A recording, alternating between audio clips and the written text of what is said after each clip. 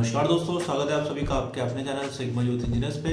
मेरा नाम है विपिन यादव और आज के इस वीडियो में मैं बताऊंगा आपको how to make a resume for a fresher engineer. एक फ्रेशर इंजीनियर के लिए रेज्यूमे कैसे बना सकते हैं, इस वीडियो में मैं आपको पूरा डिटेल में बताऊंगा। तो बने रहिए इस वीडियो पे एंड तक और चैनल को कर लीजिए सब्सक्राइब ताकि आपको मिल सके हमारी लेटेस्ट इंजीनियरिंग वीडियोस सबसे पहले।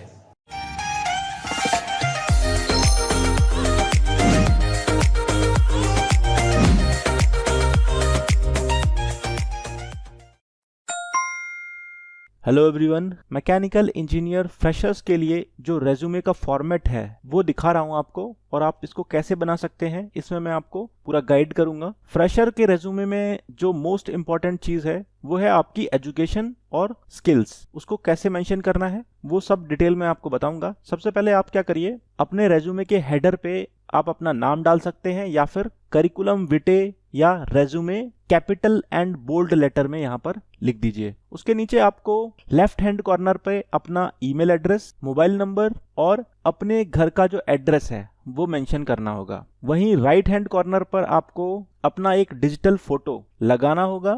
आप अपना रेज्यूमे MS वर्ड फॉर्मेट में बनाइए। उसके बाद आपको अपना करियर ऑब्जेक्टिव मेंशन करना होगा। करियर ऑब्जेक्टिव बहुत ही क्लियरली और इजी लैंग्वेज में लिखा होना चाहिए। आप कोई भी करियर ऑब्जेक्टिव लिख सकते हैं आप अपने अकॉर्डिंग। यहाँ पर मैं एक सैंपल के तौर पर करियर ऑब्जेक्टिव लिख रहा हूँ, उसको आप यूज कर सकते हैं, चाहे तो आप इसको अपनी अकॉर्डिंग मॉडिफाई कर सकते हैं। करियर ऑब्जेक्टिव के बाद आपको अपनी एजुकेशन को डिटेल में बताना होगा। यहाँ पर आपको दो टेक्निक यूज करनी होगी। यहाँ पर मैं दोनों टेक्निक आपको बताऊंगा। हर एक इंजीनियरिंग फील्ड में सभी लोग अच्छे ग्रेड्स नहीं पाते हैं। बहुत सारे लोग ऐसे होते हैं जिनके ग्रेड्स कम होते हैं, कुछ लोगों के ग्रेड्स अच्छे होते हैं, बट रेज्यूमे तो सभी को बनाना है। तो दोनों के लिए जो मेथड होगा एजुकेशन को मेंशन करने का वो अलग अलग होगा। जिनकी ग्रेड्स अच्छी आई हुई हैं, यानी कि 65 से ऊपर और 85 के अराउंड आई है, तो वो अपनी ग्रेड्स को हाईलाइट कर सकते हैं। यानी CGPA या परसेंटेज उसको आप बोल्ड लेटर्स में डालिए।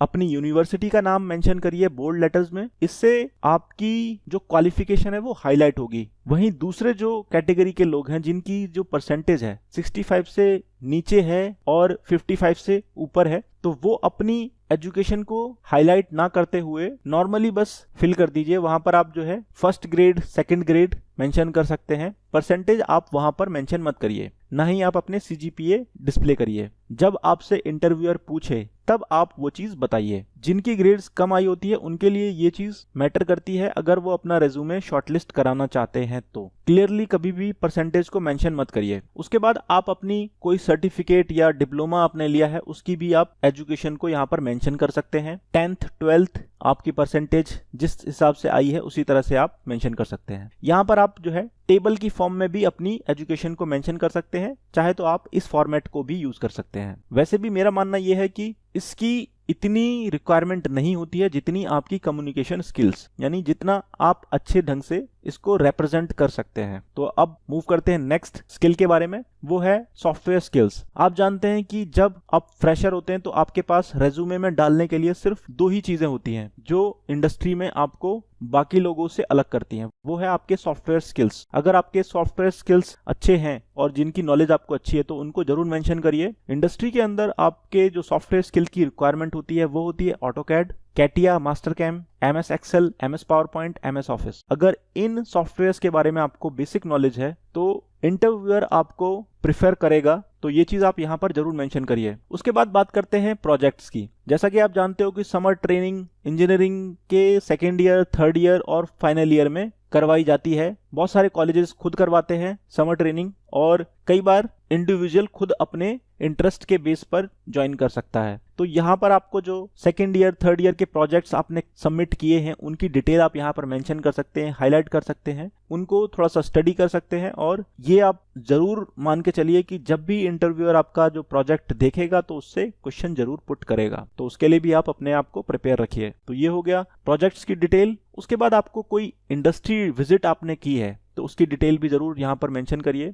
और उसके कुछ ऐसे पॉइंट्स आप अपने दिमाग में रखिए कि वो आपसे इंटरव्यूअर कभी पूछ सकता है, तो उसकी डिटेल भी आपको बतानी पड़ सकती है। उसके बाद आप अपनी मेजर स्ट्रेंथ मेंशन कर सकते हैं। मेजर स्ट्रेंथ में आप डाल सकते हैं strong team player, taking initiatives, leadership qualities, patience, listener, learning through hard work, confident and quick learners, ऐसे ही बहुत सारी मेजर स्ट्रेंथ हो सकती हैं जिनको आप मेंशन कर सकते हो। हालांकि इसमें से सिर्फ सेलेक्टिव मेजर स्ट्रेंथ ही आपको सेलेक्ट करनी है, क्योंकि आपको अपने ऊपर एनालिसिस करना होगा कि आपके अंदर कौन कौन सी क्वालिटीज हैं, और ये ध्यान में रखिए कि इनसे आपके ऊपर क्वेश्चन जरूर पुट होगा। तो ये पॉइंट जरूर कवर करिए, और इसके ऊपर मैं आपको बताऊंगा कि कैसे आप जो है इन चीज़ों को एक्सप्लेन कर सकते हैं। उसके बाद आप अपनी एक्स्ट्रा को करिकुलम एक्टिविटीज़ को मेंशन कर सकते हो। अगर किसी एक्स्ट्रा करिकुलम एक्टिविटीज़ में आपने पार्टिसिपेट किया है तो वो आप यहाँ पर मेंशन कर सकते हो। हॉबीज़ आप डाल सकते हो, क्योंकि रेज्यूमे आपका कम से कम 2 या 3 पेज का होना चाहिए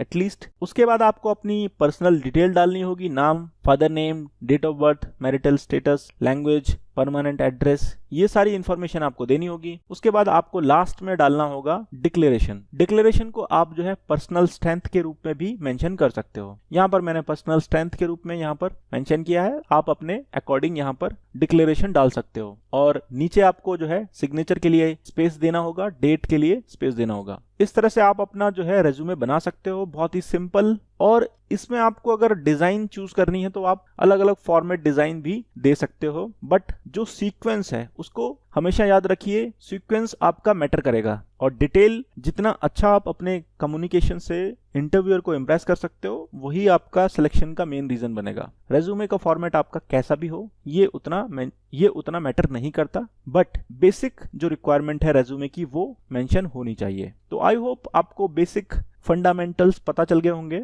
अगर आपको ये वीडियो अच्छा लगा तो इस पे लाइक करें, और कमेंट में बताएं कि और कौन से टॉपिक पर आपको प्रॉब्लम है। तो अभी के लिए बस इतना ही, मिलते हैं अगले वीडियो में। Thanks for watching video.